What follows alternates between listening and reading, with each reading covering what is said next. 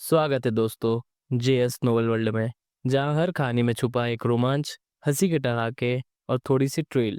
तो तैयार हो जाइए, क्योंकि अब शुरू होने वाला है एक नया किस्सा जो आपको ले जाएगा हंसी और रोमांच से भरी इस दुनिया में।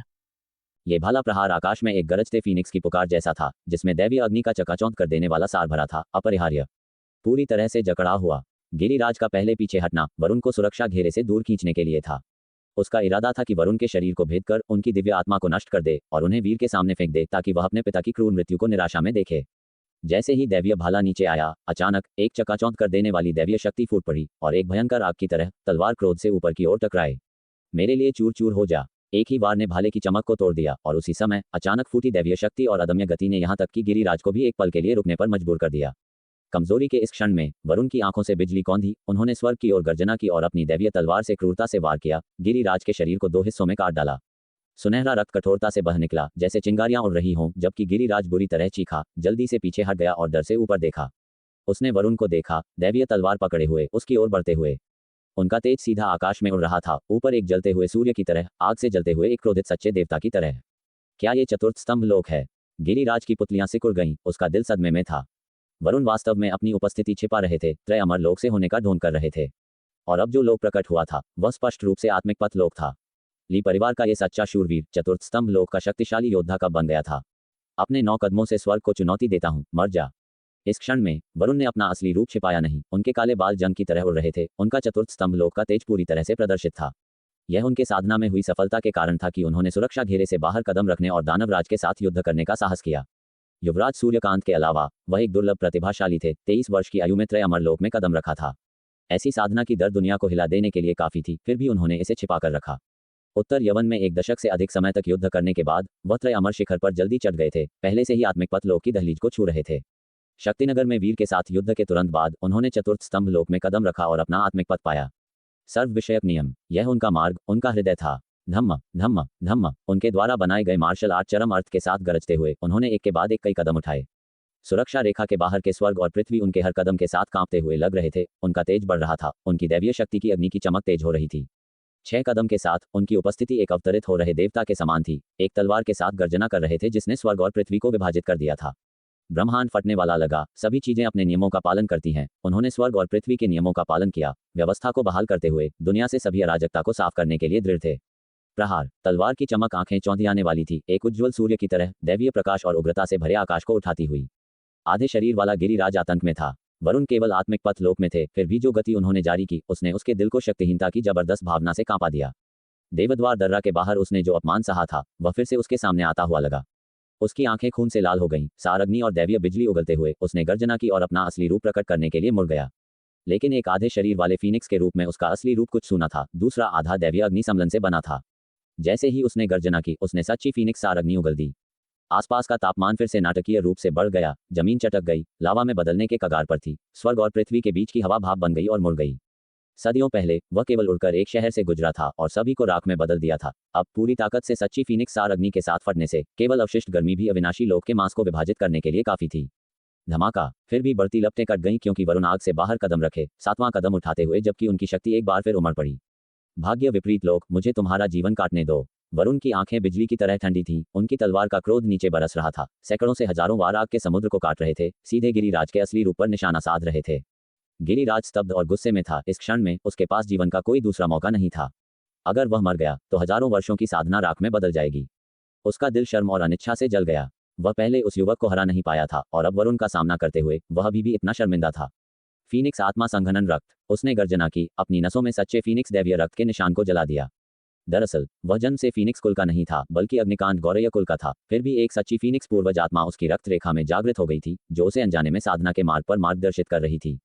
इन वर्षों में उसने गौरय कुल के सदस्य के रूप में अपनी पहचान को त्याग दिया था। इसके बजाय खुद को एक फीनिक्स माना।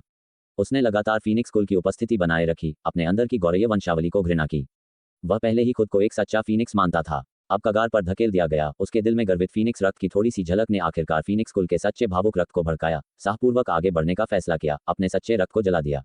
जैसे ही फीनिक्स सच्चा रक्त जल गया, उसका फीनिक्स कुल से कोई संबंध नहीं रहेगा। लेकिन इस क्षण में वह एक सच्चा फीनिक्स था। दैवीय पैटर्न उभरने के साथ उसके शरीर से एक प्राचीन और विशाल तेज निकल रहा था। वह दुनिया को शोभित करने वाले एक प्राचीन फीनिक्स जैसा लग रहा था। उसके पंख सोने की तरह चकाचौंध कर रहे थे, जिसमें दैवीय प्रकाश और सच्चे गहरे लाल रंग की शुद्ध दैवीय शक्ति थी। एक ही सांस के साथ एक सुनहरा कमल उड़ गया। ये सुनहरा कमल लपटों से जल रहा था, एक दिल को छू लेने वाली चमक बिखेर रहा था। वरुण की निगाहें कठोर हो गईं। एक गहरी सांस लेते हुए उन्होंने 8वां कदम आगे बढ़ाया। उनका तेज फिर से क्रोध से बढ़ गया और उसी समय उन्होंने अपने द्वारा विकसित मार्शल ताओ चरम अर्थ कौशल को जारी कर दिया। शिंगतियान ब्लेड। तलवार की रोशनी आसमान छूती, स्वर्ग तक पहुंचने वाली एक ऊंची चोटी की तरह थी, सुरक्षा रेखा के आधे हिस्से को रोशन कर रही थी। आंखें चौंधियाने वाला प्रकाश स्वर्ग को काटने की मांग करता हुआ उस सुनहरे कमल पर भयंकर रूप से नीचे आया। भयानक प्रभाव फूटा, जिससे सुरक्षा घेरे पर सुनहरे पैटर्न लगातार झिलमिलाने लगे, एक के बाद एक उभरते हुए भयानक हमले का सामना कर रहे थे। लेकिन कहीं और तलवार की रोशनी से बिखरा हुआ तीव्र तेज सैकड़ों मील दूर उड़ गया, जमीन को काला कर दिया, जंगली घास को राख में बदल दिया, जंगलों को जले हुए अवशेषों में और झीलें पल भर में कोहरे में वाष्पित हो गईं। ऐसी शक्ति के साथ अगर ये शहर के अंदर फूटती तो पूरा किला तुरंत नष्ट हो जाता। वरुण का पूरा कवच लाल गर्म था, उनके शरीर को भून रहा था जैसे कि उन्हें एक भट्ठी में जलाया जा रहा हो। यहाँ तक कि उनका शरीर भी तलवारों और ब्लेडों के खिलाफ कवच जितना अविनाशी था। एक असहनीय जलती हुई पीड़ा महसूस कर रहा था, लेकिन गिरिराज को मारने के लिए आगे बढ़ते ही उनकी आंखें और भी ठंडी और कठोर हो गईं। गिरिराज का तेज तेजी से गिर रहा था। हालांकि उसने सच्ची फीनिक्स सार अग्नि जलाई थी, फिर भी उसके अंदर फीनिक्स रक्त बहुत कम था। भयंकर देवता की तरह उस पर आरोप लगाते हुए मध्यम आयु वर्ग के व्यक्ति को देखकर वह एक समाधि में सीमा से परे आ रहे युवा को देखता हुआ लगा। उसकी आंखों में निराशा का भाव था। इस क्षण में उसका तेज सूख गया था, वार करने की ताकत के बिना, और उस फीनिक्स रक्त के बिना उसकी भावनाएं भी बड़े उथल पुथल से गुजरी, डर, कांपने और डरावनी दलीलों के विचारों से भरी हुई। मुझे बचाओ। वह मुड़कर भाग गया, मदद के लिए एक तीखी पुकार निकालते हुए, किसी भी गरिमा से रहित। उनकी चीखों के साथ अचानक दो ठंडी रोशनी की धारें वरुण की ओर बढ़ीं, लगभग पलक झपकते ही पहुंची। लेकिन वरुण न तो बचे और न ही देखा। अचानक एक गरुड़ जितनी तेज गति तकनीक प्रदर्शित की, तेजी से गिरिराज के पास पहुंच गए।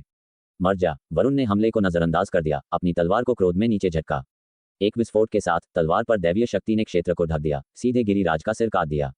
एक अग्निशिखा जैसी दिव्य आत्मा आतंक में उड़ गई, दूरी में भागने की कोशिश कर रही थी, लेकिन वरुण की शक्तिशाली हथेली के नीचे पकड़ लिया गया, जो एक दमनकारी दैवीय शक्ति के साथ नीचे आई। नहीं, मुझे छोड़ दो। गिरिराज ने जल्दबाजी में भीख मांगी, लेकिन वरुण ने उसे नजरअंदाज कर दिया और एक पल में अपना हाथ भींच लिया।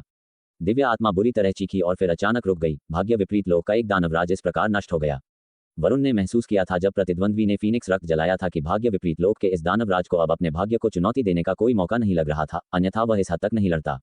इसलिए भले ही इसका मतलब चोट पहुंचाना था, उन्हें उसे मारना ही था, अन्यथा अगर प्रतिद्वंद्वी ने सांस ली तो बाद में उसे मारना मुश्किल हो जाएगा। धमाका धमाका। गिरिराज को मारते समय वरुण पर दो लगातार हमले हुए, उनका शरीर जमीन पर चकनाचूर हो गया। गर्म जलती हुई पृथ्वी दर्जनों मीटर गहरी टूट गई और वरुण उसमें से बाहर निकले, तेजी से हवा में गए और गिरिराज के शव के सामने दो आकृतियां दिखाई दी। बदमाश। गिरिराज को वास्तव में मरा हुआ देखकर जो दो पहुंचे थे वे दोनों चौंक गए और गुस्से में थे। वे अजीब लंबे चोगे पहने हुए थे, उनके कपड़े बेलों की तरह लिपटे हुए थे, शैली में विचित्र। वरुण ने एक नजर में पहचान लिया कि वे महाशून्य लोक से थे। तुम महाशून्य लोक से, तुम भी इस लड़ाई में शामिल होना चाहते हो? वरुण की आंखें बर्फ की तरह ठंडी थीं। उन्होंने नागद्वार और पवित्र भवन के निशानों का पता लगाया था, लेकिन उम्मीद नहीं की थी कि हजारों वर्षों से एकांत में रहने वाला महाशून्य लोक भी कार्य करेगा। ये दानवों के बीच शीर्ष शक्तियों में से एक था, लेकिन कई वर्षों से एकांत में रहने के कारण दयालुगढ़ दैवीय राजवंश के साथ उनका संबंध ज्यादातर अच्छा था, एक दूसरे पर अतिक्रमण नहीं करते थे। इस क्षण में वरुण ने वास्तव में महसूस किया कि दयालुगढ़ दैवीय राजवंश खतरे में है। महाशून्य लोक का शामिल होना न केवल मालवा प्रांत के लिए एक संकट था, बल्कि एक निश्चित संकेत भी था। इन वर्षों में न केवल उनका परिवार ली परिवार लड़ाइयों में गिरा था, बल्कि अन्य रणवीर हवेलियां भी लगातार युद्ध से त्रस्त थीं। 6 भाई मारे गए थे, जो सैकड़ों वर्षों पहले की शांति से बहुत दूर था। ये भी संकेत देता था कि दयालुगढ़ दैवीय राजवंश के आसपास के दानव तेजी से बेचैन हो रहे थे। अब यहाँ तक कि एकांत में रहने वाला महाशून्य लोक भी उभरा था। इन विचारों के साथ वरुण ने अपने हाथ में दैवीय तलवार को और भी कसकर भींच लिया। उनकी आंखें दैवीय प्रकाश से चमक रही थीं। जैसे ही अराजकता होने वाली थी, वह व्यवस्था बहाल करेंगे और दुनिया को पटरी पर लाएंगे। वरुण। महाशून्य लोक के दो दानवराज एक बूढ़े दिख रहे थे, एक सुंदर युवक अब वरुण को ठंडी आंखों से घूर रहे थे। हालांकि उनकी आंखों में गुस्सा था, लेकिन ये जबरदस्त नहीं था। गिरिराज मूल रूप से कोई समर्थन न रखने वाला एक ग्रामीण दानवराज था, जो केवल बदला लेने के लिए उनके गठबंधन में शामिल हुआ था, इसीलिए उन्होंने उसे आगे बढ़ने और प्रदर्शन करने दिया। लेकिन अप्रत्याशित रूप से वह वरुण द्वारा मार दिया गया था। उन्हें मिली जानकारी त्रुटिपूर्ण थी। वरुण ने अपने असली साधना स्तर को छिपाया था, जो चतुर्थ स्तंभ लोक का निकला। इससे भी महत्वपूर्ण बात यह है कि अपने आत्मिक पथ लोक साधना स्तर के साथ वह अपने लोक से परे मार सकता था, जो काफी भयानक था। चतुर्थ स्तंभ लोक। इसमें कोई आश्चर्य नहीं कि आपने सुरक्षा घेरे से बाहर कदम रखने का साहस किया। अच्छा, कोई बात नहीं, तुम्हारा लोक क्या है या तुमने क्या छिपाया है, तुम आज मरोगे।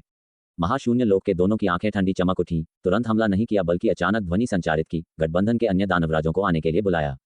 चून की प्रतिद्वंद्वी गिरिराज को मार सकता था, हालांकि वे नहीं जानते थे कि उसने कितने गुप्त तकनीकों का उपयोग किया था। सावधान रहने के लिए उसे घेरना और मारना सबसे अच्छा था। आखिरकार वे इस हमले में खुद ही प्रयास करने वाले अकेले नहीं हो सकते थे। वरुण ये देखकर कि दोनों हमला करने के लिए उत्सुक नहीं थे, अचानक सतर्क हो गए और तेजी से सुरक्षा घेरे की ओर वापस मुड़ गए। जाने की सोच रहे हो, बहुत देर हो चुकी है। दो दानवराजों उनकी चाल देखकर तेजी से कार्य किया। बुजुर्ग ने एक गंदा प्रकाश जारी किया जो तुरंत वरुण के पीछे सुरक्षा घेरे तक पहुंच गया, उसे ढक लिया और एक कोहरे में बदल गया, उन्हें घेर लिया। इस कोहरे में सभी इंद्रियां खो गईं, कोई उत्तर से दक्षिण नहीं बता सकता था। वरुण ने इसे तुरंत महसूस किया, अपनी आंखें बंद कर लीं, अपनी बाहों में शक्ति केंद्रित की और अचानक अपनी तलवार से फिर से वार किया। उग्र शक्ति ने कोहरे को साफ कर दिया, एक अंतर बनाया, लेकिन अंतर से परे सुरक्षा घेरे की दिशा नहीं थी। उनका दिल ठंडा हो गया, वह जानते थे कि वह दानव कला से प्रभावित हुए थे और दिशा की अपनी समझ खो दी थी। सभी चीजों का अपना क्रम है, चले जाओ, मेरे रास्ते में बाधा मत डालो। वरुण ने क्रोध से गर्जना की, उनकी छाती दैवीय प्रकाश से चमक रही थी, क्योंकि उन्होंने अपनी आंखों को भीतरी आंख से और अपनी चेतना को अपने नैतिक हृदय से बदल दिया। रहस्यमय ताओ द्वारा मार्गदर्शित उनका नैतिक हृदय, जिसने सभी चीजों के नियमों को संघनन किया, तेजी से उनके लिए रास्ता खोज लिया। धमाका, उनकी दैवीय तलवार टकराई, तुरंत एक मार्ग फाड़ दिया और सुरक्षा घेरे को प्रकट किया। फिर तेजी से आगे बढ़ते हुए उन्होंने अपने शरीर से हमला किया, सुरक्षा घेरे के बाहर की हवा का आदान प्रदान किया और पलक झपकते ही गायब हो गए, सुरक्षा घेरे के अंदर प्रकट हुए। उनके पास सुरक्षा घेरे का आदेश टोकन था, जिसने उन्हें सीधे उसमें कदम रखने की अनुमति दी। एक पल में वह सुरक्षा घेरे में फिसल गए। वहीं रुक जाओ, युवा दानवराज, जो जल्दबाजी में पहुंचा, ने एक तलवार का वार किया लेकिन कुछ नहीं काटा, क्योंकि वरुण बस उससे पहले ही कदम रख चुके थे। उनकी तलवार की रोशनी सुरक्षा घेरे पर टकराई, दैवीय चिन्हों का एक विशाल उछाल उत्तेजित किया। इस बीच सुरक्षा घेरे के अंदर हजारों युवान शिविर के सैनिक तलवार की शक्ति का सामना कर रहे थे। उनके भाव थोड़ा बदल रहे थे क्योंकि उनका रक्त और क्यूई मंथन कर रहा था।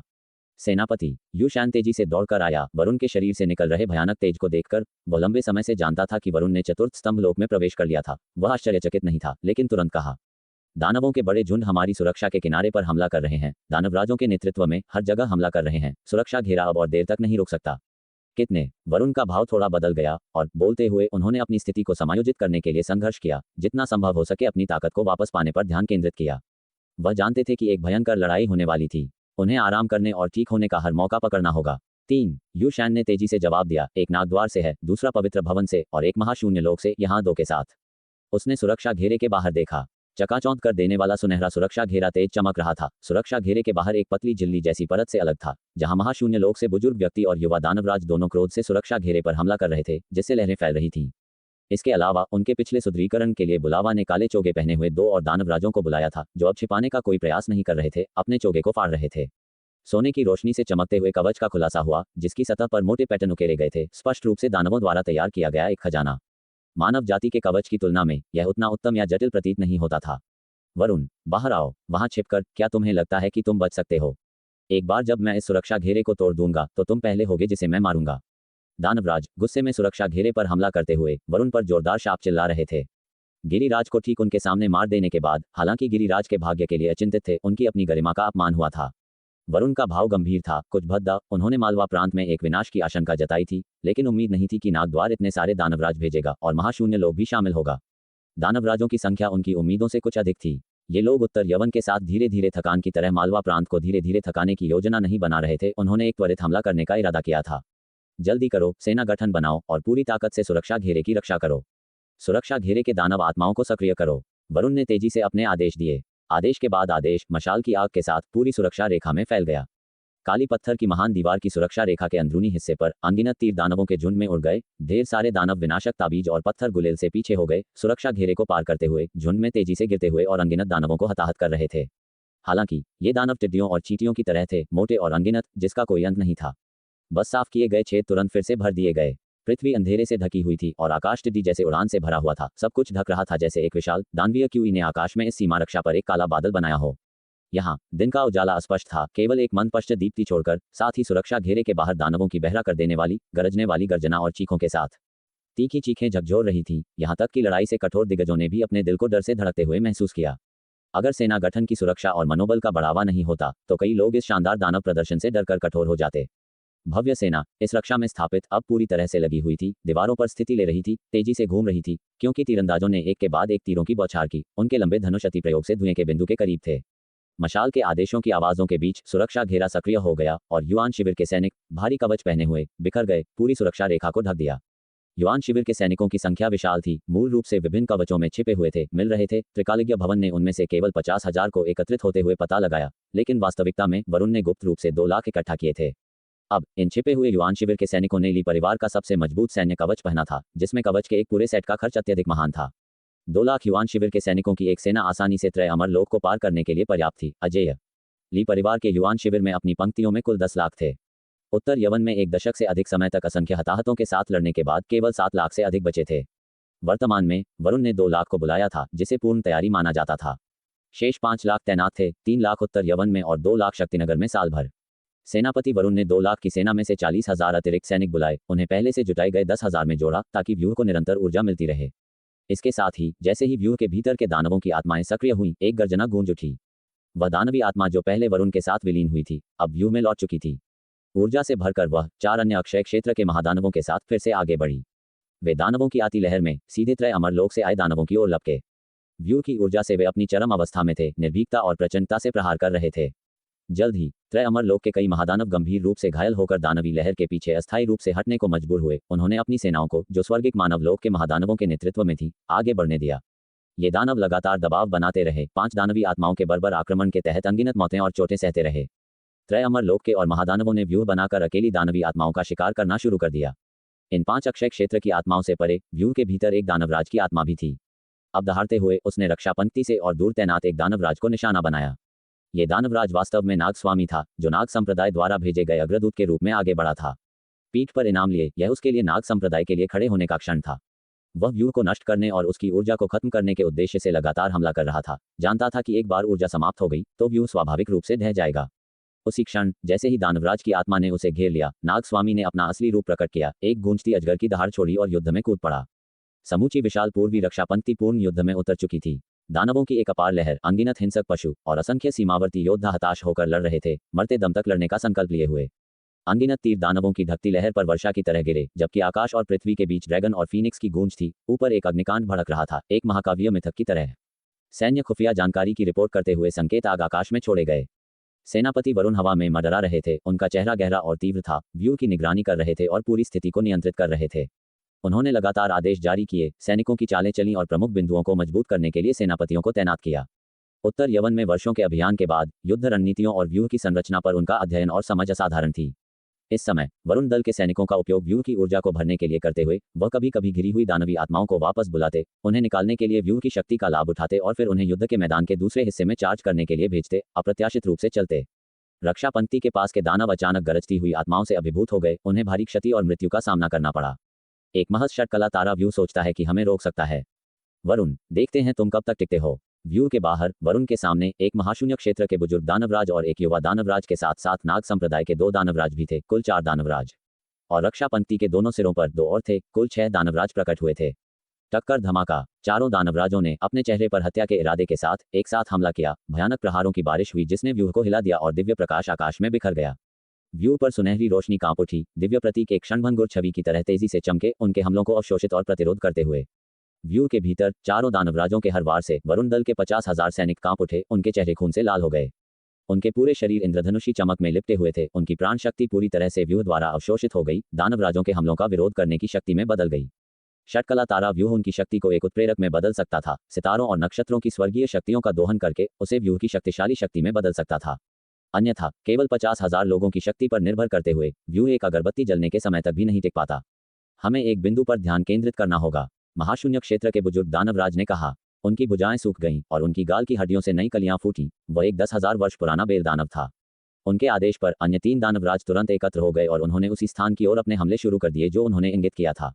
ये देखकर वरुण के चेहरे पर सूक्ष्म परिवर्तन आया। उन्होंने अचानक अपने हाथ में मौजूद दिव्य खड्ग को पलटा, त्वरित उत्तराधिकार में आगे बढ़े, एक बार फिर अपनी मार्शलता चरम अर्थ कौशल का उपयोग किया। ठक ठक ठक, हर कदम के साथ उनका आभास जबरदस्त रूप से बढ़ा। उन्होंने एक चमकदार चांद जैसी खड्ग प्रकाश को जोर से काटा। खड्ग प्रकाश सीधे व्यूह के बाहरी हिस्से से होकर गुजरा, हमलावर दानवराजों पर गिरा। भयंकर टकराव ने एक भयानक ऊर्जा जारी की जिसने व्यूह को प्रभावित किया। हालांकि दानवराजों के हमले सीधे व्यूह के केंद्र बिंदु पर नहीं लगे, लेकिन इतने करीब होने और वरुण के खंडित खड्ग प्रकाश से अनियंत्रित ऊर्जा के कारण उन्होंने भी व्यूह पर वार किया, जिससे एक जबरदस्त प्रभाव पड़ा। झप झप झप, वरुण दल के भीतर कई लगातार जोरदार खून उगल रहे थे। कुछ और खड़े नहीं हो पाए, उनके शरीर ढहने की कगार पर लड़खड़ा रहे थे। यहाँ तक कि कुछ उच्च पदस्थ दस्ता प्रमुख भी कागज की तरह पीले पड़ गए थे। उनकी लगभग पूरी प्राण शक्ति खत्म हो चुकी थी, लेकिन उनकी आंखें दृढ़ थीं, व्यूह के बाहर दानवराजों पर टिकी थीं, एक अदम्य हत्या की भावना से भरी हुई थीं। येली परिवार वरुण का परिवार की सैकड़ों वर्षों की सबसे कुलीन सेना थी। वरुण दल में सबसे साधारण सैनिक भी अन्य सेनाओं के मुकाबले कुलीन थे। वरुण का चेहरा गंभीर था क्योंकि उनकी नजर चारों ओर घूमी। वह रक्षा पंक्ति के दोनों किनारों पर भरी हुई अंधेरी लहर को देख सकते थे। इतना बड़ा दानवी आक्रमण केवल उत्तर यवन के दशक भर के महान युद्ध के दौरान मुट्ठी भर बार ही देखा गया था, जहां दानव आमतौर पर छोटी संख्या में घुसपैठ करते थे, बार बार टोह लेते थे, पर्याप्त नुकसान उठाने को तैयार नहीं होते थे। पवित्र भवन के भवन स्वामी स्पष्ट रूप से अपनी सेनाओं को जोखिम में डालने के लिए अधिक अनिच्छुक थे, लेकिन महाशून्य क्षेत्र और नाग संप्रदाय बहुत अधिक लापरवाह लग रहे थे। आदेश भेजो, कुछ महत्वपूर्ण गांठों पर व्यूहों में छोटे अंतराल खोलो, कुछ दानवों को अंदर आने दो और व्यूह के दबाव को कम करने के लिए फाजी दल के पहरेदारों से उनका शिकार करवाओ। वरुण ने तेजी से आदेश जारी किए। सेवक काका ने सिर हिलाया और जल्दी से अपने आदेश सभी दिशाओं में प्रसारित किए। इस समय व्यूह के बाहर के 4 दानवराजों ने फिर से अपनी चाल चली। उन्होंने महसूस किया कि हालांकि उनके हमलों को वरुण ने विफल कर दिया था और एक बिंदु पर केंद्रित नहीं किया जा सका था, लेकिन उनके करीब से किए गए हमलों से व्यूह को होने वाला नुकसान भी बहुत बड़ा था। देखते हैं तुम कब तक टिकते हो, उनमें से नागवंश के एक युवा दानवराज ने, जिसके सिर पर घुमावदार बैल के सींग थे, व्यंग्य किया। इस बार हम तुम्हें मालवा प्रांत के कुलीन परिवारों के मार्शल कलाकारों को बुलाने नहीं देंगे। वरुण का दिल बैठ गया। उन्होंने पहले जारी किए गए कई आदेशों में विभिन्न शहरों को संदेश भेजने के आदेश भी दिए थे, ताकि शहर के पहरेदारों को युद्ध में शामिल होने के लिए जुटाया जा सके। उन कुलीन परिवार के मार्शल कलाकारों की सेनाओं को इकट्ठा करने के आदेश भी थे। आखिरकार अगर पहाड़ और नदियां बिखर जाते हैं तो कुलीन परिवार क्या है? अगर सीमा टूट जाती है और दानव अतिक्रमण करते हैं तो वे कुलीन परिवार भी उनका सामना नहीं कर पाएंगे। नवतल विखंडन अग्नि व्यूह को सक्रिय करो। वरुण का चेहरा बर्फ जैसा ठंडा था, उनकी आंखें आग देखने वाले देवता की तरह थीं। बिना किसी भावना या उतार चढ़ाव के, दानवराजों के शब्दों से अप्रभावित, उन्होंने शांति से एक के बाद एक आदेश जारी किया। उनकी दिव्य आत्मा हवा में मंडरा रही थी, पूरे मोर्चे का अवलोकन कर रही थी और दूरी में वह स्थिति का आकलन करने के लिए प्रकाश संकेतों का उपयोग करते थे। साथ ही युद्ध गरुड़ भी लगातार उनके पास संदेश देने के लिए आते थे। येली परिवार द्वारा वश में किए गए और प्रशिक्षित किए गए दानवी युद्ध गरुड़ थे। हमले में मजबूत नहीं थे लेकिन बेहद तेज थे। इस महान युद्ध में दूतों के रूप में कार्य कर रहे थे, कुछ सटीक संदेशों की भरपाई कर रहे थे जो धुआं संकेत नहीं दे सकते थे। उनके आदेश के बाद षटकला तारा व्यूह पर प्रतीक उलट गए। इसे ढकने के लिए एक और व्यूह सक्रिय हो गया। 2 व्यूहों के संयोजन से व्यूह की ऊर्जा खपत बढ़ गई, लेकिन व्यूह ने एक भयानक आक्रामक शक्ति भी प्राप्त कर ली। एक पल में व्यूह पर हमला करने वाले अनगिनत दानवों को अचानक चमकती हुई गहरे लाल रंग की रोशनी ने मारा, तुरंत आग की लपटों में फट गए। स्वर्गिक मानव लोक में कुछ महादानव भी विखंडन अग्नि से झुलस गए। उन्हें पीछे हटने और अपने शरीर पर लगी भीषण लपटों को बुझाने के लिए मजबूर होना पड़ा। यह आग अत्यंत भयानक थी, दिव्य आत्मा को जलाने में सक्षम थी। अगर इसे जलने दिया गया तो स्वर्गिक मानव लोक के दानव भी सीधे भस्म हो जाएंगे। नवतल विखंडन अग्नि व्यूह के सक्रियण के साथ दानव लहर का हमला काफी हद तक कम हो गया और उनकी चार्जिंग गति बहुत कम हो गई। लेकिन रक्षा पंक्ति के भीतर सेनाएं सबसे तनावपूर्ण युद्ध तैयारी की स्थिति में प्रवेश कर गईं। शिविरों में अनगिनत सैनिक व्यूह का समर्थन कर रहे थे, सभी अपनी पूरी शक्ति लगाने के लिए हर नस को कस रहे थे। व्यूह के बाहर चारों दानवराजों के चेहरे थोड़े बदल गए। उन्होंने ठंडक से सूंघा और फिर से वार किया। व्यूह ने भीषण विखंडन अग्नि उगली, लेकिन जबकि इस आग का त्रय अमर लोक वालों पर कुछ प्रभाव पड़ा, इसने दानवराजों पर महत्वपूर्ण प्रभाव नहीं डाला। उन्होंने इसे आसानी से बुझा दिया और लगातार व्यूह को पीटते रहे। वरुण ने केवल कभी कभी अपनी तलवार निकाली, लेकिन व्यूह द्वारा अलग किए जाने और 4 दानवराजों का सामना करने के कारण वह जो नुकसान पहुंचा सकते थे वह सीमित था। युद्ध के मोर्चे का सर्वेक्षण करते हुए वरुण का चेहरा और गंभीर हो गया, जानते हुए कि इस दर पर रक्षा पंक्ति के टूटने से पहले व्यूह अधिकतम आधे दिन तक ही टिक सकता था। अगर यह केवल दानव लहर होती तो व्यूह की शक्ति और उनके आदेश से वह उत्तर यवन के महान युद्ध की तरह प्रभाव को कम कर सकते थे, इसे घिसाव के युद्ध में घसीट सकते थे। हालांकि इस समय इन दानवराजों द्वारा किए गए प्रहारों से व्यूह को भारी नुकसान हो रहा था। हर हमला 1000 सैनिकों और घोड़ों के हमले से भी अधिक विखंडनकारी था और यह एक बिंदु पर केंद्रित था जिससे मजबूत विनाश हो रहा था और व्यूह को मरम्मत के लिए अधिक शक्ति जुटाने के लिए मजबूर होना पड़ रहा था। ये देखकर कि चारों दानवराज अभी भी लगातार हमला कर रहे थे, वरुण की आंखें ठंडी हो गईं। उन्हें उनके केंद्रित हमलों को रोकना पड़ा, या व्यूह ढहने से पहले कई और वार नहीं झेल पाएगा। वह यहाँ विवश थे, मोर्चे के अन्य हिस्सों को मजबूत करने में असमर्थ थे। चूंकि तुम हमला करना चाहते हो तो मैं तुम्हें मरने दूंगा। उनके दिल में गुस्सा उमड़ पड़ा। फिर उनकी निगाहें दानवों पर मजबूती से टिकी, जैसे कि हताशा से प्रेरित होकर उन्होंने दहाड़ लगाई और अपने दिव्य हथियार को लहराया, लड़ने के लिए व्यूह से बाहर कदम रखा। चारों दानवराजों ने देखा कि वरुण आखिरकार अपना धैर्य खो रहे हैं और ठंडक से मुस्कुराए इसी पल का इंतजार कर रहे थे। एक बार जब व्यूह टूट जाता है तो उनकी दानव लहर बेरोक-टोक आगे बढ़ेगी। बाहर आने की हिम्मत कर रहे हो तो मौत को आमंत्रित कर रहे हो। कुछ दानवराजों ने तुरंत अपनी चाल चली, वरुण पर एक भयंकर हमला करने का अवसर जब्त कर लिया। वरुण ने लगातार 8 कदम उठाए, अपना दिव्य हथियार पकड़े हुए अकेले 4 दानवराजों के खिलाफ खड़े थे। उनमें से 2 भाग्य भंजक क्षेत्र में थे और अन्य 2 ताओ हृदय क्षेत्र में, लेकिन उनकी आंखें अवज्ञापूर्ण और दीप्तिमान थीं, कोई डर नहीं दिखा रही थीं। महज जानवर गिरोह बनाने के अलावा तुम और क्या कर सकते हो? वरुण के शब्द घृणास्पद थे क्योंकि उन्होंने दृढ़ता से अपनी तलवार चलाई। चारों दानवराजों ने वरुण के खड्ग को रोकने के लिए हाथ मिलाया, इसकी शक्ति से स्तब्ध थे। इसमें कोई आश्चर्य नहीं कि वह गिरिराज को मारने में सक्षम थे। उन्होंने महसूस किया कि वरुण की युद्ध शक्ति वास्तव में भयानक थी। अपने साथियों के बीच शायद उनका कोई सानी नहीं होगा। ली परिवार का सच्चा अजगर सुयोग्य है। मैं सुनिश्चित करूंगा कि तुम जल्दी मर जाओ। महाशून्य क्षेत्र के बेल दानव बुजुर्ग ने बात की। तुम्हें लगता है कि तुम मुझे मार सकते हो? तुम योग्य नहीं हो। वरुण गुस्से से दहाड़े और अचानक उसकी ओर लपके। बेल दानव बुजुर्ग मुस्कुराया। उसके शरीर ने अचानक अपना असली रूप प्रकट किया। उसके पैर जमीन में जड़ जमा रहे थे। ऐसा महसूस हो रहा था जैसे वे आकाश और पृथ्वी से गुजर रहे हों, जबकि उसकी भुजाओं से अनगिनत कठोर शाखाएं और सूखी लताएं निकलीं। ये सूखी लताएं अत्यंत कठोर थीं, दिव्य हथियारों की तरह वरुण की ओर लपक रही थीं। फिर भी और लताएं एक जाले जैसे जाल में बदल गईं, वरुण को फंसाने और उसके आंदोलनों को सीमित करने का प्रयास कर रही थीं। वरुण की दिव्य आत्मा अचानक उसके पीछे उभरी। उसके हाथों ने ताली बजाई और फिर उसने आग की एक दिव्य हथेली को जोर से थप्पड़ मारा, लताओं पर झाड़ू लगाते हुए और दबाते हुए, जो आग पकड़ने लगी। महाज्वाला रुद्रहस्त, उन्होंने जोर से चिल्लाया, लगातार हथेली के वार में अपने हाथ हिलाए, आकाश और पृथ्वी को हिलाया। चारों दानवराजों के भीषण हमले के खिलाफ वह फिलहाल अपनी पकड़ बनाए रखने में कामयाब रहे। चारों दानवराज जितना अधिक लड़ते गए, उतना ही अधिक चौंकते गए।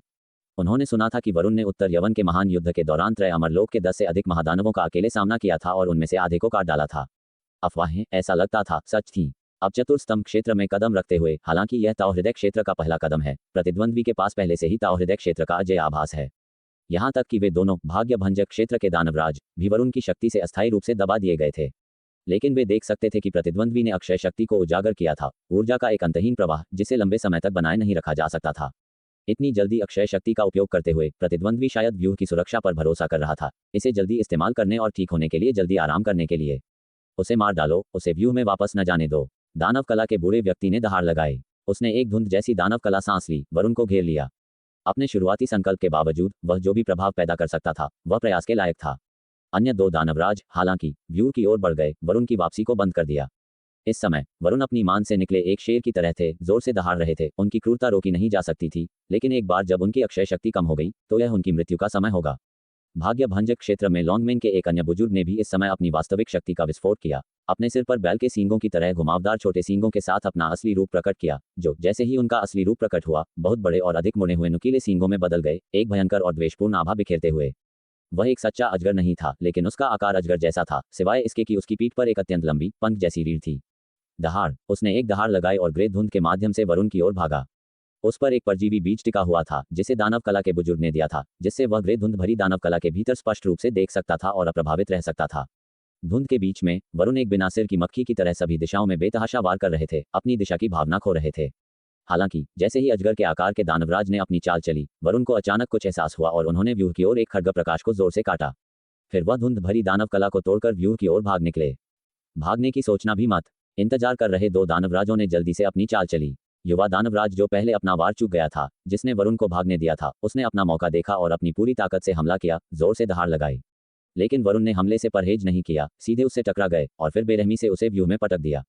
हालांकि युवा व्यक्ति व्यूह से रुका नहीं और सीधे उसके माध्यम से चला गया, जैसे कि एक झिल्ली के माध्यम से व्यूह से गुजर गया। जब व्यूह की सुनहरी रोशनी उसकी आंखों के पीछे से सामने आई, तो युवा दानवराज क्षण भर के लिए स्तब्ध रह गया। उसे थोड़े समय के लिए भारहीनता का एहसास हुआ, लेकिन अगले ही पल उसे कुछ एहसास हुआ। नीचे देखा और अपनी छाती पर एक काला व्यूहादेश चिपका हुआ देखा। वरुण के पास 2 व्यूहादेश थे। उस समय वरुण ने उसे गले लगाया और व्यूह में धकेल दिया। अच्छी खबर यह थी कि उसने व्यूह को तोड़ दिया था। बुरी खबर यह थी कि वह अकेला था जिसने तोड़ा था। युवा दानवराज की आंख की पुतलियां सिकुड़ गईं। तुरंत अकेले व्यूह में फंसे होने पर आतंक महसूस हुआ, अत्यधिक खतरे की स्थिति। यह उल्लेख करने की आवश्यकता नहीं है कि उसके सामने वरुण अत्यंत क्रूर थे। वह सदमे और गुस्से में दहाड़ा और बिना किसी हिचकिचाहट के उसने एक पल में अपना असली रूप जारी किया। उसकी दानवी आभा विपरीत रक्त की तरह बाहर निकल रही थी। उसने वरुण पर वार करने के लिए अपनी तलवार चलाई। वरुण ने जल्दी से अपनी छाती से व्यूहादेश वापस छीन लिया, ठंडक से मुस्कुराए और अचानक उनकी आंखों से दिव्य प्रकाश की चमक फूटी जैसे ही उन्होंने दहाड़ लगाई। मर टक्कर धमाके के साथ उनके हाथ दिव्य लपटों में ढके हुए थे। महाज्वाला रुद्रहस्त ने सीधे उनकी भुजा पर काम किया। उनकी शक्ति की क्रूरता के साथ एक आकाश स्तब्धकारी वार किया। भीष्म खड्ग, दूसरा रूप। भयानक खड्ग ने आसपास के सैन्य तंबुओं को उखाड़ने की धमकी दी। बिजली चमकदार चमक और लपटों ने रूपांतरित युवा दानवराज पर जोर से वार किया। खड्ग प्रकाश टूट गया और युवा दानवराज ने एक तीखी दहाड़ लगाई, लेकिन उसका शरीर धधकती खड्ग प्रकाश से अभिभूत हो गया, 2 हिस्सों में कट गया। ताओ हृदय क्षेत्र का एक दानवराज भी उसका मुकाबला नहीं कर पाया। हालांकि वह इस समय लगभग अपनी सबसे मजबूत शक्ति का उपयोग कर रहा था। इस शक्ति ने भी व्यूह के बाहर पागलपन से हमला कर रहे 3 दानवराजों को बहुत चौंका दिया। फटे हुए अवशेषों से आग भड़क उठी। महाज्वाला रुद्रहस्त का मार्शल ताओ चरम अर्थ साकार हुआ। एक दिव्य आत्मा घबराकर अंदर से उड़ गई। एक शरीर द्वारा असुरक्षित, केवल दिव्य आत्मा की शक्ति पर निर्भर करते हुए उसने दूर भागने के लिए अपनी दिव्य आत्मा को जलाने में संकोच नहीं किया। तुम कहाँ जा रहे हो? वरुण पीछा करते हुए आगे बढ़े। दिव्य खड्ग उनके हाथ से निकल गया। उनके आदेश के तहत तेजी से वार किया और दिव्य आत्मा को काट डाला। युवा दानवराज की दिव्य आत्मा ने एक तीखी चीख निकाली। उसकी दानवी ध्वनि कंपित हुई, जिससे युद्ध के मैदान के कई किलोमीटर के भीतर के सैनिकों को लगा कि उनका खून मथ रहा है। कुछ के मुंह और नाक से खून बह रहा था। उनकी आंखों से खून के आंसू बह रहे थे। वरुण, एक भूत के रूप में भी मैं तुम्हारे लिए इसे आसान नहीं बनाऊंगा। युवा दानवराज की दिव्य आत्मा ने हताशा में एक वीरान दहाड़ लगाई और अचानक आकाश से मूसलाधार बारिश हुई। बारिश असंख्य तलवारों की तरह सैन्य शिविर से गुजर रही थी और उसकी अपनी दिव्य आत्मा तेजी से सूख गई। टक्कर, धमाका, खड्ग प्रकाश नीचे गिरा, उसे मार डाला। एक पल में वरुण ने 2 दानवराजों को मार डाला था। वरुण, व्यू के बाहर के तीनों दानवराज गुस्से में थे, क्रोध से दहाड़ रहे थे, खासकर दानव कला के बुजुर्ग। वरुण, हालांकि अनसुना करते दिखे, पहले खड्ग प्रकाश को पकड़कर बारिश की बूंदों को रोका। उस क्षण वे बारिश की बूंदें सैन्य शिविर से गुजर रही थीं। व्यूहों के भीतर कई सैनिक छेद दिए गए और मौके पर ही मर गए। कुछ वरुण दल के भीतर थे। ये वरुण दल के सैनिक व्यूह को अपनी पूरी शक्ति दे रहे थे, पूरी तरह से असुरक्षित थे और सुरक्षा के लिए अतिरिक्त ताकत के बिना, और जैसे ही उन्होंने मौत का सामना किया, उन्होंने व्यूह में अपनी शक्ति और अधिक जोर से डाली। अपने ही शरीर से दानवराज के अंतिम हमले का विरोध करते हुए वे तुरंत बारिश की बूंदों से छेद दिए गए और मांस के छींटे में फट गए। उनके बगल में फटते और बिखरते साथियों से वरुण दल के शेष सैनिक थोड़े कांप उठे, लेकिन किसी ने भी चकमा देने का प्रयास नहीं किया। वरुण का अक्षय बल व्यूह के हमले का लगभग आधा प्रहार सह गया। फिर भी चारों ओर दिख रहे भयंकर विनाश को देखकर उनके चेहरे पर परेशानी झलक रही थी। एक दानवराज को मार गिराने की भारी कीमत चुकानी पड़ी थी। कम से कम 1000 सैनिक मारे गए थे। संख्या के लिहाज से दानवराज के मुकाबले ये खूनी मुनाफा था, लेकिन ये वो सैनिक थे जिन्होंने उनके साथ जीवन मृत्यु साझा की थी, वो साथी जिनके साथ उन्होंने युद्ध में आगे बढ़कर लड़ाई लड़ी थी। उनकी आंखें थोड़ी लाल हो गईं। उन्होंने मुड़कर तीनों दानवराजों को घूर कर देखा। अब एक दानवराज के कम होने से तीनों दानवराजों के एक साथ हमले का दबाव व्यूह पर पहले से थोड़ा कम हो गया था। वरुण का अक्षय बल भी कम हो गया था और थकान उन पर हावी हो रही थी। उन्हें ठीक होने की जरूरत थी। उन्होंने तुरंत अपने स्थान से मुट्ठी भर औषधियां निकाली और उन्हें तेजी से निगल लिया। ये सभी अत्यंत मूल्यवान खजाने थे जो उनकी स्थिति को तेजी से ठीक करने में मदद करते थे। वृक्षराज दानव बुजुर्ग की आंखें जलती हुई आग सी लग रही थीं। उनका विकृत चेहरा दुष्टता से वरुण पर केंद्रित था। तुम अपनी मौत स्वयं ढूंढ रहे हो, वरुण। क्या तुम सच में सोचते हो कि तुम मालवा प्रांत की रक्षा कर सकते हो? तुम खुद को क्या समझते हो? क्या तुम जानते हो कि नागद्वार से महाबुजुर्ग भी आ चुके हैं, लेकिन वे पूर्वी क्षेत्र में नहीं हैं? अंदाजा लगाओ वे कहाँ गए होंगे। ये सुनकर वरुण की पुतलियां सिकुड़ गईं। नागद्वार से महाबुजुर्ग, वह तो चरम ज्ञान लोक की सत्ता थी। भाग्य विपरीत लोक और साधना हृदय लोक के बीच एक महत्वपूर्ण अंतर था, लेकिन फिर भी विभिन्न साधना तकनीकों और मार्शल साधु चरम अर्थ कौशल के साथ युद्ध करना और मारना संभव था। हालांकि चरम ज्ञान लोक और भाग्य विपरीत लोक के बीच का अंतर ऐसा था जैसे चतुर्स्तंभ लोक और त्रयमर लोक के बीच। चरम ज्ञान लोक की कोई भी सत्ता दयालगढ़ के महान आर्यावर्त साम्राज्य की युद्ध शक्ति के शिखर के करीब थी। उनका दिल जोरों से धड़का। उन्होंने अपने बगल के 2 नागद्वार के बुजुर्गों को देखा, यह महसूस करते हुए कि विरोधी महज कोरी धमकी नहीं दे रहा था। यह बहुत संभवतः सच था। फिर भी उनका भाव स्थिर और ठंडा रहा। उन्होंने दुश्मन को अपने विचार नहीं जानने दिए और न ही अपने सैनिकों के मनोबल को डगमगाने दिया। महाबुजुर्ग का क्या, अगर वे आए तो बस अपनी मौत को ही मिलेंगे, उन्होंने कहा। वृक्षराज दानव बुजुर्ग ने उपहास करते हुए हंसते हुए कहा, क्या तुम्हें लगता है कि तुम ये कहने के लायक हो? अगर तुमने अपने साधना स्तर को नहीं छिपाया होता, ये सोचकर कि तुम महज त्रयमर लोक के एक कूड़ेदान थे, तो क्या महाबुजुर्ग ने पूर्वी क्षेत्र में आने की परवाह भी की होती? अगर तुमने अपनी साधना पहले जाहिर कर दी होती तो तुम अब तक मर चुके होते।